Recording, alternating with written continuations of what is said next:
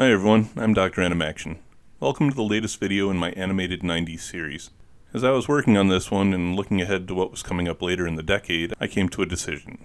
That decision was that as anime start to work their way into programming schedules, I'll mention them briefly in this series, but I want to do a companion video that focuses on those specifically.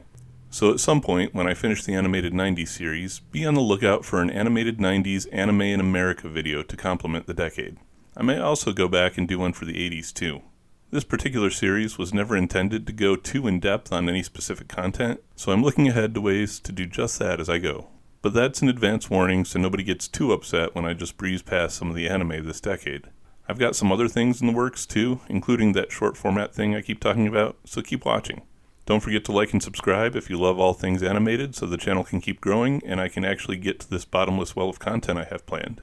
All that said, let's press on, shall we?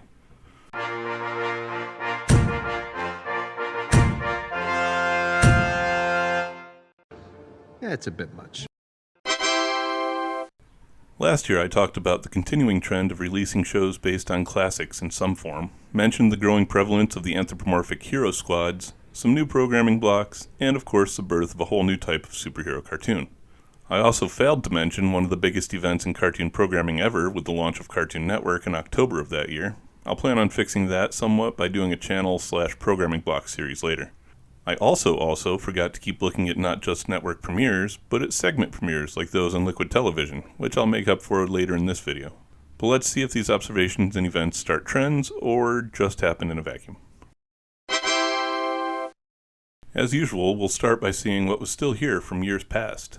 Looking back to the 80s, we find Danger Mouse from 84, The Fantastic World of Hanna-Barbera from 85, TMNT from 87, and Count Duckula, Garfield and Friends, and David the Gnome from 88.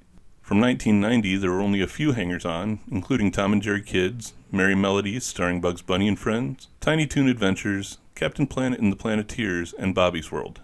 There were more survivors from 91 though, consisting of Mr. Bogus, The Pirates of Darkwater, The Legend of Prince Valiant, Liquid Television, Tasmania, The Ren and Stimpy Show, Doug, Little Dracula, and Rugrats. And finally, from 1992, there were still 19 series on the air, which are being displayed here. I'm not reading them all as the lists start getting pretty long at this point, for which you're welcome. That makes last year's survival rating over 70%, which is, at this point, definitely a new trend for the decade, replacing the prevalence of one-and-done shows in the 80s. So that's what we kept. Let's see what we lost. Well, from those 80s stragglers, we finally lost Good Morning Mickey, as well as G.I. Joe and Camp Candy. So just a few of those. From 90, only the Power Team dropped out, but several 91 series fell by the wayside, including a bunch of Munch, Back to the Future, Darkwing Duck, James Bond Jr., The Adventures of Tintin, Mother Goose and Grimm, Space Cats, and Young Robin Hood. And lastly, the 30% attrition we experienced from 1992 consisted of Capital Critters, Fievel's American Tales, Fish Police, Goof Troop, My Little Pony Tales, The Plucky Duck Show, and Raw Tunage. There were a couple in there that hurt, but overall it wasn't too bad a list. Let's see what we got in their place.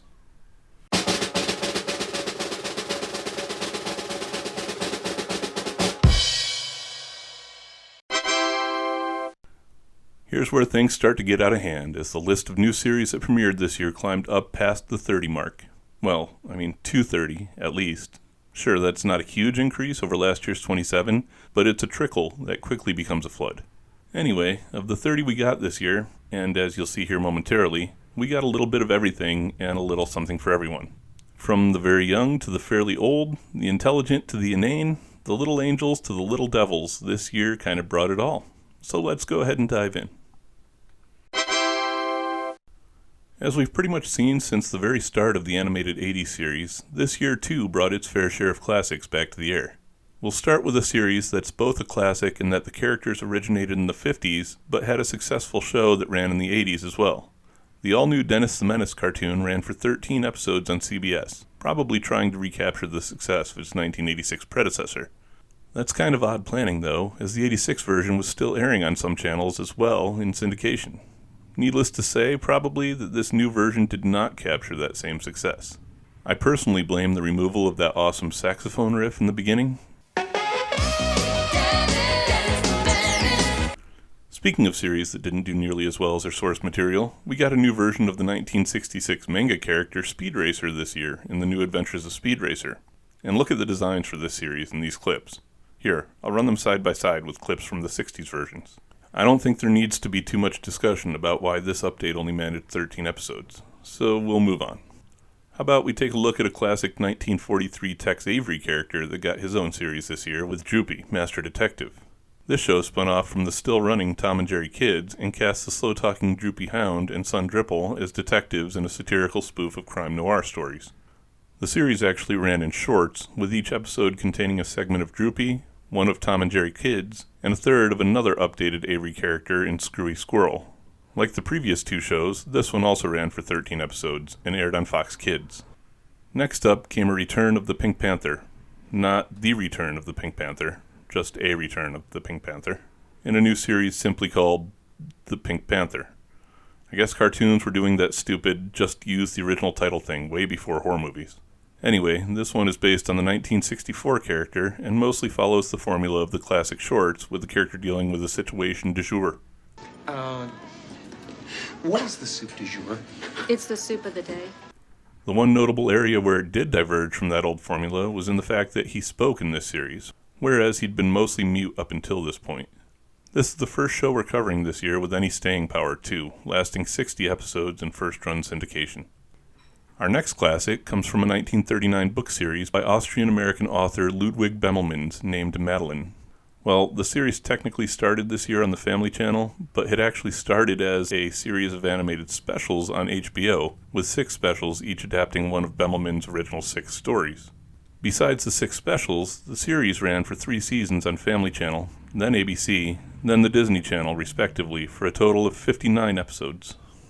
Lastly, for classic adaptations, and this one may be a bit of a stretch, but it was USA Cartoon Express's The Itsy Bitsy Spider. The cartoon was technically based on an animated short film of the same name that released the previous year as part of the movie Bebe's Kids. Interestingly enough, the short film starred Thora Birch and Jim Carrey, but extrapolating it further means it comes from the nursery rhyme, which appears in print as far back as 1910, so it qualifies. Oddly, the series is kind of Terminator-like, with the spider and his human friend Leslie constantly trying to escape from the relentless exterminator, who uses a huge variety of weapons and methods to try and eliminate the pest, and at some point is even revealed to be a cyborg. Oh, and in the series, Leslie could magically shrink, which was kind of different from the short. It lasted for 26 episodes as part of the USA Cartoon Express block. As a quick aside, I read somewhere once that Australia didn't air any kids shows in which characters befriended spiders, seeing as the country is full of versions of the 8-legged monsters that will murder you. Can any of you watching from down under provide any insight on that? I'd be pretty interested to hear the real story. There actually is one other series from this year I wanted to talk about in this section, called The Moxie Show. This one didn't adapt any classics on its own, but rather ran original classic Hanna-Barbera cartoons wrapped in interstitials of the new characters Moxie and Flea. It was kind of like the previous year's Toonheads, but less educational. The best thing about the show was easily the voice cast, though, as it starred Bobcat Goldthwait as Moxie and magician Penn Jillette as Flea, though they replaced Penn with Chris Rock in the final episode, which is still great casting. It ran for 24 episodes on Cartoon Network. We also got a couple of series this year adopted from the pages of print media, though from contemporary rather than classic print. The first of these was Disney's Marsupilami, based on a comic book by Belgian creator André Franquin from, what? Seriously? 1952? Well, I guess he actually is a true classic character. Who knew? I guess I could go back and put him in the previous section, but I've already typed 3 sentences here, so I'm committed now. Anyway, the series looks like it stars a cheetah, but it actually stars a whole new species called a Marsupilami, named, in the finest Pokemon tradition, Marsupilami. It does, however, appear that the species are not, in fact, marsupials, though, at least not in any discernible way, which at least makes the African jungle setting fit, as there are no marsupials native to that continent. The show ran for 13 episodes on CBS. The other series I put here is one that I know didn't come from the 50s. Instead, Cadillacs and Dinosaurs came from the comic series Xenozoic Tales by Mark Schultz, which originally appeared in the Kitchen Sink Press series Death Rattle in 1986. The series was actually a continuation of work that had been done on an arcade game of the same name that was also released this year. It follows the adventurer Jack Tenrick and his crew as they protect the environment of post-apocalyptic Earth in the year 2513, traveling the countryside in Jack's Cadillac and avoiding the dangerous dinosaurs that roam across it. This one only lasted 13 episodes on CBS Saturday mornings. The cartoon was pretty cool and well animated though, and the video game was a really fun beat 'em up too, if anyone's interested. Though we didn't see many of them last year, this year we got a handful of new series based off of films or TV shows or whatnot. The first of these was spun off from the 1990 movie Problem Child, starring John Ritter and Gilbert Gottfried, called, appropriately, Problem Child. Or I guess it's actually based on the Problem Child franchise, as the movie actually got 2 sequels, which I find mind-boggling. Anyway, this was another series that made its appearance on USA's Cartoon Express, and like the movie, followed the exploits of an eponymous problem child as he makes life difficult for his family and principal. I never understood the movie, as he was less mischievous and more Damien from The Omen, and I'm not sure why anyone would put up with him. So I felt the same way about the cartoon. Other kids of the time must not have, though, because it ran for 26 episodes across 2 seasons. But let's move on to a less frightening and disturbing series based on a live-action property, though, with Tales of the Crypt Keeper. Again, this one probably could have gone in the classics section, or at least the previous From the Page section, as it was technically based on EC Comics' Tales from the Crypt from 1950. But I'm fairly confident that most people at the time were more familiar with it from the current ongoing HBO series of the same name. Unlike the HBO series, this kid-friendly version aired on ABC and featured a somewhat cleaned-up Crypt Keeper and less violent and gory tales, but like its live-action counterpart, uses the framing device of the Keeper telling a different scary story in each episode. It had a run of 39 episodes across 3 seasons, and had John Kassir from the live-action version voicing the Crypt Keeper here as well. And the last one I want to put here is again something of a cheat, but it did come from a previous TV series. The real reason I'm putting it here though is because of how much inspiration it took from an unrelated, successful movie. Bonkers had gotten its start as a segment of last year's Raw Tunage from Disney, and as a standalone series ran for 61 episodes in syndication as part of the Disney Afternoon. However, let's take a look at the plot and premise for a minute and see if we recognize anything in it. The show follows a former cartoon star who joins the police force and is partnered with a bad-tempered, tune-hating human named Lucky. The series follows the pair as Bonkers tries to earn Lucky's respect, who realizes he cares for Bonkers at the end of their time together. Nope, doesn't remind me of anything else I've seen, so let's keep going. After having taken the previous year off, we also saw a few video games get the animation treatment once again this year. We'll start our look at these with one that was based on one of my personal favorite arcade games of years past, Double Dragon. And yes, it's based on the original video game trilogy, not the movie. That thing came out in 1994. Maybe I should do a couple episodes about live-action movies born from cartoons and video games, and, vice versa. Let me know what y'all think. Back to the cartoon, though, it's based on the arcade game trilogy of beat-em-ups and follows the adventures of the Lee brothers, Billy and Jimmy, separated at birth and raised by opposing martial arts masters. Eventually, Billy is betrayed by his evil teacher, the Shadow Master, and joins his brother under the guidance of his master, the oldest dragon, to fight against the Shadow and search for their missing father. Unlike the game, the pair have a transformation into a powered-up version decked out with armor and weapons. And not to be cynical and say the two are related, but it also had a toy line that featured them in armor with their weapons, and had some vehicles too. Anyway, also unlike the game, they aren't on a quest to save an abducted girlfriend. The series ran 26 episodes in syndication. Coming as well from the land of 16-bit adventures this year, we got not one, but 2 series based on the Blue Blur, Sonic the Hedgehog. The first of these was Adventures of Sonic the Hedgehog, which technically had a pilot that aired in 1992, but which didn't air as a full series until September of this year. The show takes an adventure of the episode format in which Sonic, Tails, and their friends fight against some plot or another by Dr. Robotnik and his henchmen. Interestingly, Sonic in this series is voiced by another icon of the 90s, Steve Urkel himself, Jaleel White. This version ran for 65 episodes in first-run syndication, not counting the previous year's pilot, and a Christmas special that aired on USA.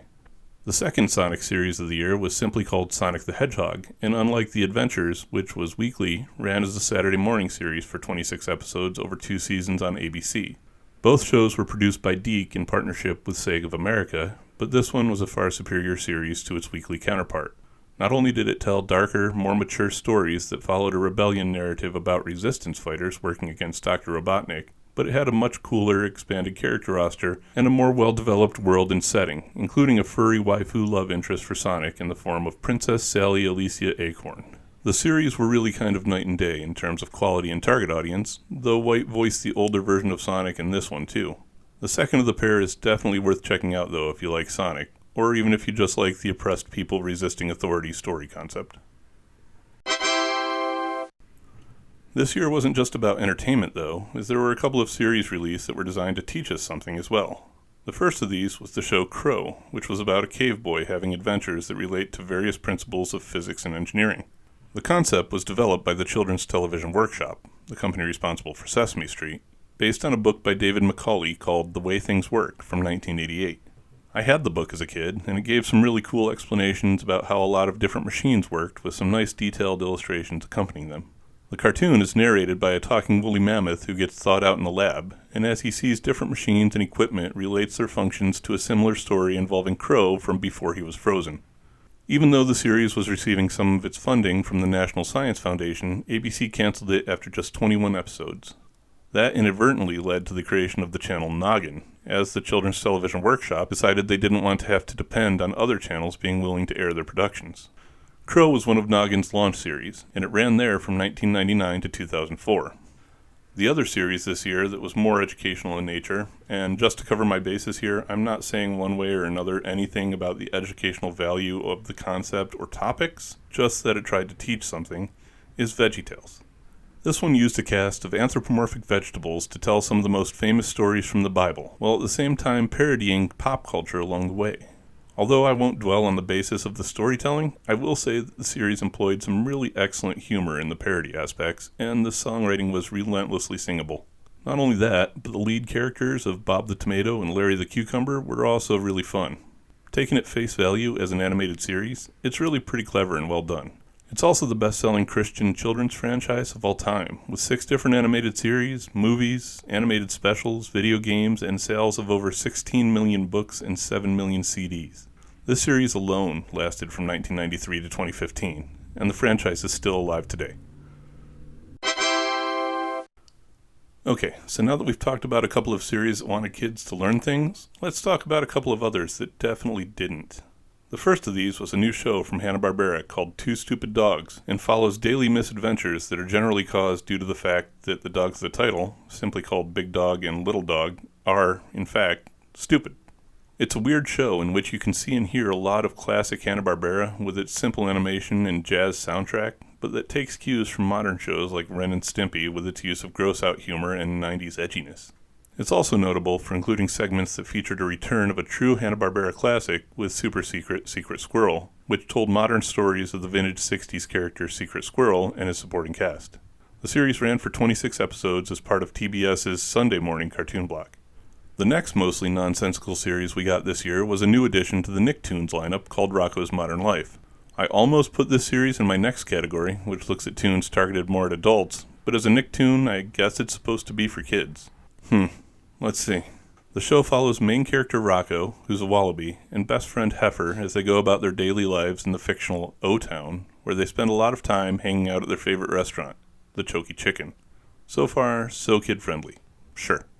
I mean, the creator told Nickelodeon he didn't do kid shows, so they knew what they were getting into. This one's filled with innuendo and double entendres, not to mention satire and social commentary. So even though kids would find the slapstick and gross-out humor appealing, you can't convince me it's intended for them. That being said, I definitely watched enough of it myself over its 52-episode run. That leaves us with one last cartoon that I chose to put into this category, as the core conceit is the random wackiness and nonsensical nature of its main characters, but which is actually a very witty and intelligent series that really did teach kids something. Animaniacs was a new series from Warner Brothers and produced by Steven Spielberg's Amblin Entertainment that focused on a whole new cast of characters rather than leveraging any of the company's legacy cartoons.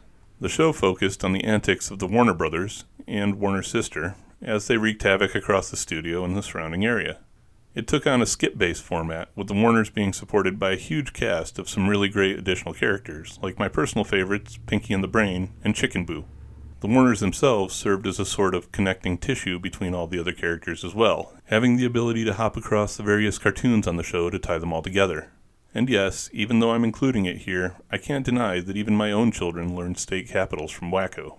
The show ran an impressive 99 episodes over 5 seasons, starting on Fox Kids before making the move to Kids WB when it launched on the WB network in 1995. It's definitely a great show, and one of the best of the year. Kids weren't the only ones who got animated series this year, though, with adults getting a couple as well. The first of these came from creator Brad Bird, who most of us know from things like The Iron Giant and The Incredibles, but who's also responsible for creations like the screenplay for Batteries Not Included. The series was called The Family Dog and was spun off from a story Bird wrote for the Steven Spielberg series Amazing Stories. The show is about a suburban family and their daily adventures, but told from the perspective of their dog Jonah. It had some big names behind it, with not only Bird as the creator, but both Steven Spielberg and Tim Burton as executive producers. That makes it all the more surprising that critics absolutely hated it, and the series ended after just 10 episodes on CBS. The other series that was made for adults this year actually first appeared in 1992 as a couple of short segments on Liquid Television, so sorry I missed it in last year's video. Also, I want you to keep in mind that I used the word adult in association with this show in heavy quotation marks. It's Mike Judge's seminal 1990s duo Beavis and Butthead, which ran on MTV for an astonishing 277 episodes over 10 seasons. Oh, and I'm sure the boys would absolutely love my use of the word seminal to describe them. At least if they knew what it meant. The series followed a pair of dysfunctional metalheads of the title during their daily lives of going to high school, watching music videos, along with, I guess that's about it, really. They're a pair of idiots that get into all sorts of trouble and rarely understand what's happening around them, but I guess that's probably what made them endearing. Endearing enough that the pair actually made a comeback just last year that's still ongoing on Paramount+. And I'll be the first to admit that the show was stupid, but I watched a ton of it back in the day as my 15-year-old self. So this year we also see something that was somewhat missing from the last few of the decade, which is resurgence of action as a major theme. There certainly were a decent number of them in the previous 3 years I've covered, but this year, and especially when counting the action series that I've already gone through in the preceding categories, they seem to take back the majority status. I've got a list of 7 to go through here, so let's get started with Stone Protectors. This one took the popularity of the Troll Dolls line from the time and the popularity of the 5-member action team and threw them in a pot with a healthy dose of TMNT and 90s attitude radicalness and ended up with this weird series. In the cartoon, a failing club band called the Rock Detectors, interesting name I guess, find a set of magical stones that turn them into trolls, give them various powers, and somehow make them significantly better musicians. That third one seems pretty random as a power, and it makes it super convenient that the stones were discovered by a rock group instead of, say, a bunch of lawyers or something. This turns them into the much more successful and popular band The Protectors, while also putting them at odds with the story's main reptilian villain Zoc and his henchmen. Is it noteworthy that so many villains of the late 80s and early 90s were reptilian? Anyway, this series ran for 13 episodes in syndication. Oh, and because we talk a lot about music in the comments, here's something from Stone Protectors that all of you music lovers are going to just absolutely adore. Pay attention to the count-in and then the beat when the music comes on. 1, 2, 1, 2, 3. We're the Stone Protectors. Side note, being about a rock group of colorful characters that fights aliens to protect a special power, does anyone else get a Buckaroo Banzai vibe? And hey, speaking of reptilian, we got a series this year called The Terrible Thunder Lizards. This series aired as a part of the Fox Kids programming block called Extravaganza for 36 episodes. It follows the antics of a trio of dinosaur mercenaries tasked with eliminating a pair of humans before they overpopulate and bring an end to dino rule of Earth, as well as undertaking a variety of other missions and defending their hometown, called Jurassic City, from outside threats. I'm not really sure why they were worried about the humans populating the planet so quickly, considering the two they were after were both male. Maybe they didn't understand how procreation works. But anyway, although this series did slightly better than Jurassic Park by having at least one of the main characters be a species from the actual Jurassic era, the other two, like those in the aforementioned movie series, actually come from the Cretaceous period. And yes, all of you armchair paleontologists out there, I know that things like the Brachiosaurus or Brontosaurus, whichever they were from Jurassic Park, were from the Jurassic era, but the main focuses, foci of the movie, like the T-Rex, raptors, and even the Triceratops, weren't, so my joke stands. A couple of interesting pieces of trivia about the Terrible Thunder Lizards, though. The voice cast included some notable names like Kurtwood Smith, Brad Garrett, Jason Priestley, and later Corey Feldman, and the theme music was composed by none other than Twisted Sister's own Dee Snider. The show ran for 36 10-ish minute segments during each run of 75 episodes. But let's get away from the distant past and instead look toward the not-too-distant future year of 2025 with The Botsmaster.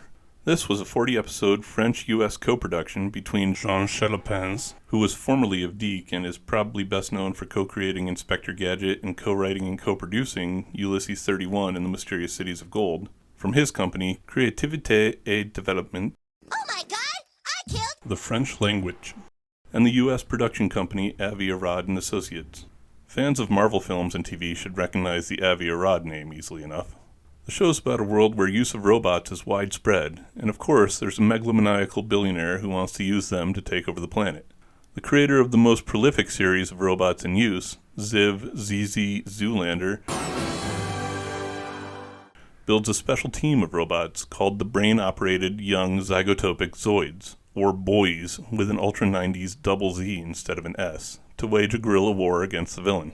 It was a pretty cool cartoon that tackled some deep topics and themes and had some great tech designs. Terrible names, though.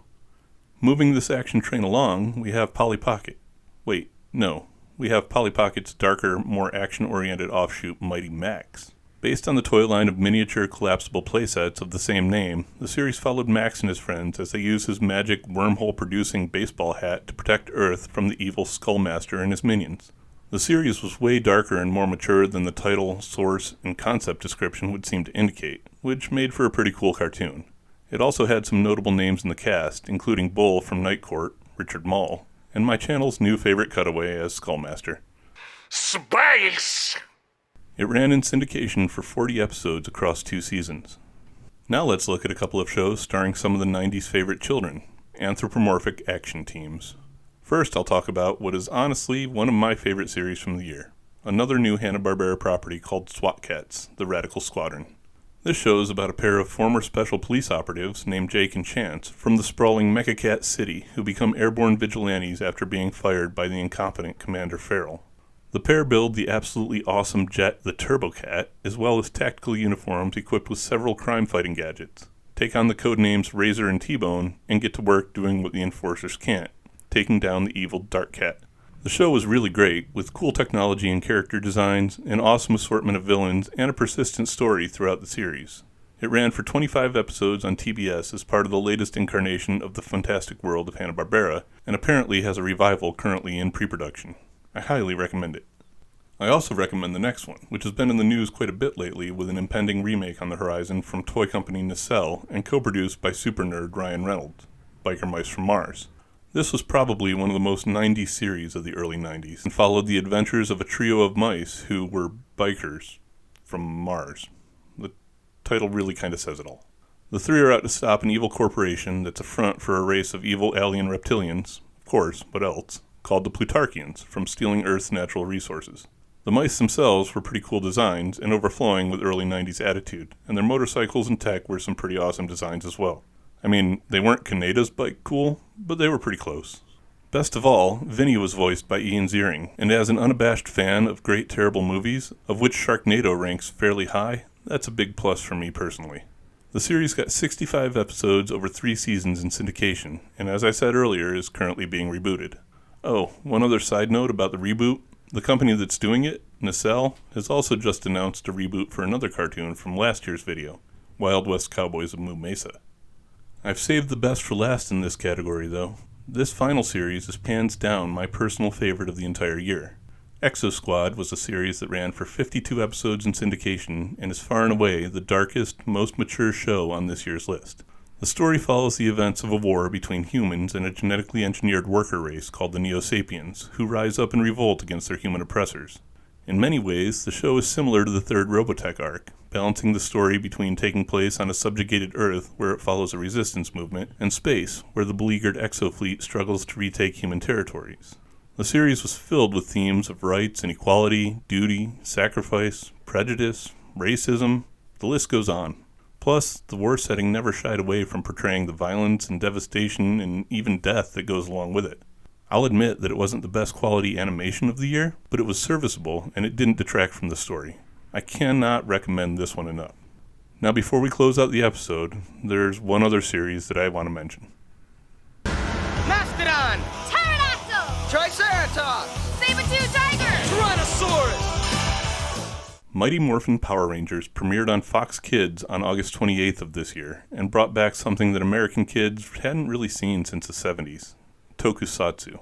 For those of you who aren't familiar with the term, tokusatsu is the Japanese word for a style of programming that's also been referred to as suitimation, essentially live-action shows done in a cartoony presentation style that uses characters in complicated full-body suits and costumes. The Power Rangers took the formula of Lion Force Voltron and directly transposed it into a tokusatsu format with the Japanese TV franchise Super Sentai from Toei. Yeah, that's not really true though, as Super Sentai was actually on its 16th incarnation before Saban used it to create the Power Rangers, and had actually been around since 1975. But the Voltron comparison is always inevitable for American audiences. I'm going to do a special on that in the near future about the rise and reign of the 5-member hero teams, where we'll delve deeper into that concept though. The fact that suitimation means in their action forms all of the actors are completely covered meant that an enterprising production house could lift the suited segments wholesale, fill in the gaps with newly shot footage in the proper region, and release a subsequent product in any market. And that's exactly what Saban did, casting American versions of the Rangers out of uniform and a supporting cast, shooting new footage for the out-of-costume scenes, and splicing it together with the Japanese tokusatsu footage, and the resulting show was an absolute smash hit. The original Power Rangers series ran for 145 episodes over 3 seasons, but has since continued with 22 additional incarnations of the team for a total of 29 seasons and counting. It spawned multiple other attempts at American tokusatsu, several video games, movies, toys, just so much merch. But these series don't really fit my format, so I'll mention the other shows of this type in future videos, but I won't be going into detail about them. Instead, you can all look forward to this video, or videos, depending on how much content there is to cover, at some point in the future. I know I say that a lot, but I really will and am trying to get to all of it. Okay, cool. So where can we watch these shows as of August 2023? Well, as is becoming all too common, there are several that you can't, at least not officially. These include the all-new Dennis the Menace, Family Dog, Marsupilami, The Bots Master, Crow, Mighty Max, Problem Child, The Moxie Show, Biker Mice from Mars, though I'd watch for a re-release with that reboot coming, The Itsy Bitsy Spider, and The Terrible Thunder Lizards. Yeah, go ahead and check YouTube as usual for most of these. Quite a few of the others are available on streaming though, including Droopy Master Detective on Boomerang, Exo Squad on Peacock, Bonkers on Disney+, Sonic the Hedgehog, The Pink Panther, Beavis and Butthead, and Tales from the Crypt Keeper on Pluto, with Crypty also available on Tubi, along with Madeline, Double Dragon, Cadillacs and Dinosaurs, and The Adventures of Sonic the Hedgehog. Mighty Morphin Power Rangers can be streamed free on the Roku channel, and then there are series like that one and the Animaniacs, VeggieTales, SWAT Cats, and Rocko's Modern Life that are available on several different paid streaming platforms. A couple of these shows are only available on DVD from this year though, including Stone Protectors, which has a complete series release thanks to a successful Kickstarter a few years ago, and Two Stupid Dogs, which includes Super Secret Secret Squirrel. There's also a brand new release of Sonic the Hedgehog currently available for pre-order. The rest that are available on DVD include Adventures of Sonic the Hedgehog, Double Dragon, which has gotten a new Blu-ray release since I bought my copy, Exo Squad, which only got the first 13 episodes of Season 1 on disc, SWAT Cats, Rocko's Modern Life, Beavis and Butthead, Animaniacs, VeggieTales in various configurations, and Mighty Morphin Power Rangers. I actually ordered Stone Protectors and pre-ordered Sonic the Hedgehog for myself as I was making this video, for which I apologize to my wife. If you want to order any, as usual, links in the description. And that's it. Everything that premiered on US Airways during 1993. Overall, it was a pretty great lineup. Nothing of Batman the Animated Series quality, but then again, what is? What do you all think of the releases this year? What about those other video series I mentioned? Any of that interest you more than others? I need to try and keep working through some of the others I've already started, but I'm not afraid to add even more to the list. What doesn't kill me makes me stronger, after all. Just kidding. What doesn't kill me spikes my anxiety about what it's going to do to me, but, well, I'll add all these new video types to the Patreon poll and just try to keep the pace I've been going at. I'd say speed up, but let's be honest, that's not happening. Anyway, let me know what you thought of the year in the video. Like and subscribe if you haven't already, and tell your friends to check out the channel too. Thanks for watching. Stay tuned, and stay tuned, as in cartoons. Later.